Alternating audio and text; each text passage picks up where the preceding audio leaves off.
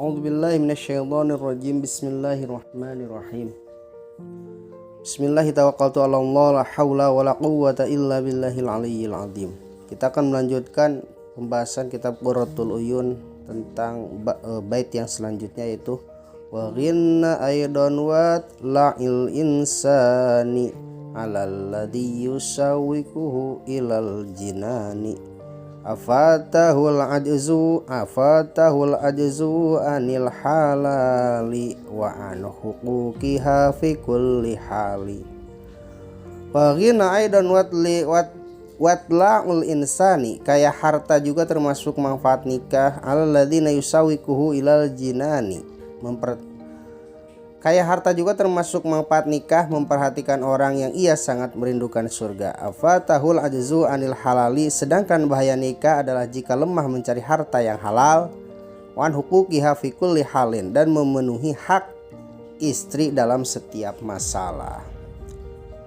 Penjelasannya diriwayatkan bahwasannya ada seorang laki-laki datang menemui sahabat sallallahu alaihi wasallam. Dia menyampaikan kepada mereka tentang hal-hal yang terjadi pada istrinya. Salah satu sahabat menanggapi pengaduan laki-laki tersebut dengan memberikan keterangan yang mereka dapat dari Nabi sallallahu alaihi wasallam. Kemudian setelah berselang beberapa hari, sahabat memberikan keterangan yang mereka dapat dari Nabi sallallahu alaihi wasallam kepada istri laki-laki tersebut yang bernama Hudzaifah binti Al-Yaman radhiyallahu anhu. Adapun keterangan itu antara lain adalah sebagai berikut. Berkata Abu Bakar Asy-Siddiq radhiyallahu anhu bahwa Nabi SAW bersabda, "Jika aku diperintahkan agar seseorang sujud kepada orang lain, maka pasti aku akan perintahkan wanita atau istri untuk sujud kepada suaminya." Dan berkata Umar radhiyallahu anhu bahwa Nabi SAW bersabda, "Wanita manapun yang mengeraskan suaranya melebihi suara suaminya, maka akan melaknat wanita tersebut. Setiap benda yang terkena sinar matahari, terkecuali dia mau bertaubat dan kembali dengan baik." Dan berkata Utsman bin Affan radhiyallahu anhu, "Aku mendengar Nabi SAW bersabda, apabila seorang wanita memiliki harta sebanyak harta yang ada di dunia ini, kemudian ia berikan harta tersebut seluruhnya kepada suaminya, setelah itu ia mengumpat atau mengungkit-ungkit harta yang telah diberikan tersebut, melainkan Allah akan melebur atau menghapus seluruh amal-amalannya, dan ia akan digiring masuk api neraka bersama Fir'aun." Dan berkata Ali bin Abi Thalib radhiyallahu anhu, "Aku mendengar Nabi SAW bersabda, andai kata seorang wanita memasak kedua buah dadanya, kemudian ia memberi makan suaminya dengan kedua buah dadanya yang telah masak itu, maka hal itu belum dapat menyempurnakan haknya sebagai istri." Dan berkata Muawiyah bin Abi Sufyan radhiyallahu anhu, "Aku mendengar Nabi SAW bersabda, wanita manapun yang mengambil barang suaminya, maka baginya dosa 70 pencuri." Dan berkata Tamim Ad-Dari, "Aku mendengar Nabi SAW bersabda, wanita manapun yang ia berkata kepada suaminya, 'Apa yang kau miliki?' maka Allah tidak akan menerima alasan-alasan wanita tersebut pada hari kiamat." Dan berkata Abdullah bin Abbas radhiyallahu anhu, "Aku mendengar Nabi SAW bersabda, wanita manapun yang memiliki harta, kemudian suaminya meminta harta itu dan dia menolaknya, maka Allah Subhanahu wa ta'ala akan mencegahnya besok pada hari kiamat untuk mendapatkan apa-apa yang ada di sisi Allah." Dan berkata Abdullah bin Mas'ud radhiyallahu anhu, "Aku mendengar Nabi SAW bersabda, wanita manapun yang di rumahnya tidak jujur terhadap suaminya atau tidak setia di tempat tidurnya, maka Allah Subhanahu wa ta'ala pasti akan memasukkan ke dalam kuburnya 70.000 ular dan kalajengking yang akan menggigitnya sampai hari kiamat." Dan berkata Ammar bin As radhiyallahu anhu, aku mendengar Nabi sallallahu alaihi wasallam bersabda, wanita manapun yang tidak setia di tempat tidurnya kepada suaminya, maka Allah Subhanahu wa taala pasti akan memasukkannya ke dalam neraka. Kemudian dari mulutnya keluar nanah darah dan nanah susu.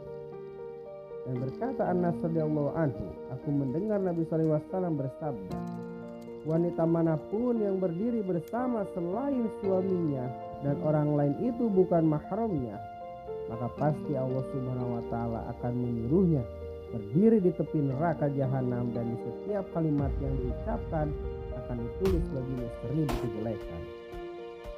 Dan Abdullah bin Umar radhiyallahu anhu berkata, aku mendengar Nabi sallallahu alaihi wasallam bersabda, wanita manapun yang keluar dari rumah suaminya tanpa izin, maka setiap benda yang basah dan yang kering pasti melaknat.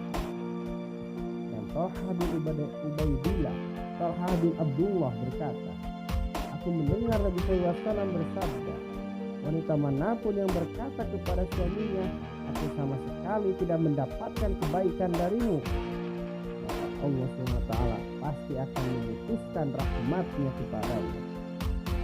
Dan berkata Zubair bin Al-Awwam radhiyallahu anhu, aku mendengar Nabi sallallahu alaihi wasallam bersabda, wanita manapun yang terus menerus menyakiti hati suaminya sampai suaminya menjatuhkan talak, maka siksa Allah tetap untuk wanita tersebut. Berkata Sa'id bin Abu Waqqas radhiyallahu anhu, aku mendengar Nabi sallallahu alaihi wasallam bersabda, wanita manapun yang memaksa suaminya di luar batas kemampuan suaminya, maka Allah pasti akan menyiksa wanita tersebut bersama dengan orang Yahudi dan Nasrani.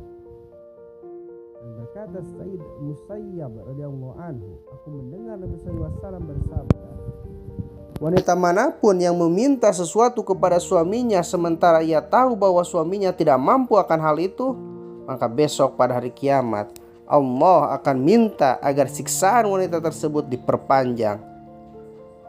Dan berkata Abdullah bin Ammar radhiyallahu anhu, aku mendengar Nabi sallallahu alaihi wasallam bersabda, wanita manapun yang wajahnya cemberut di depan suaminya, maka besok pada hari kiamat ia datang dengan muka yang hitam, kecuali jika ia mau bertobat dan kembali ceria. Dan berkata Ubaidah bin Al-Jarrah radhiyallahu anhu, aku mendengar Nabi sallallahu alaihi wasallam bersabda, wanita manapun yang membuat suaminya marah sementara ia sendiri zalim dan marah kepada suaminya, maka Allah tidak akan menerima ibadah fardu dan ibadah sunnah darinya. Dan berkata Abdullah bin Mas'ud radhiyallahu anhu, aku mendengar Nabi sallallahu alaihi wasallam bersabda, Allah Subhanahu wa taala melaknat al-musawwafat. Ditanyakan, siapakah al-musawwafat itu ya Rasulullah?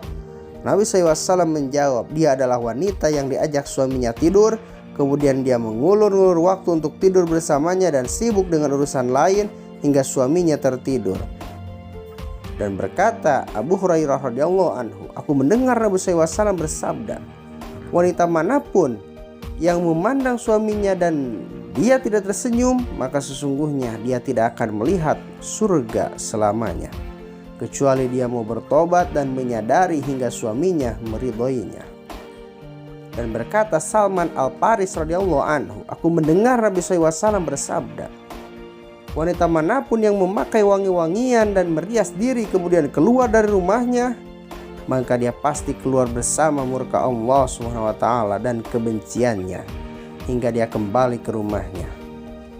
Dan berkata Bilal bin Hammamah radhiyallahu anhu, aku mendengar Nabi sallallahu alaihi wasallam bersabda, wanita manapun yang melakukan sholat dan puasa sunnah tanpa izin suaminya, maka pahala salat dan puasanya itu untuk suaminya dan baginya adalah dosa.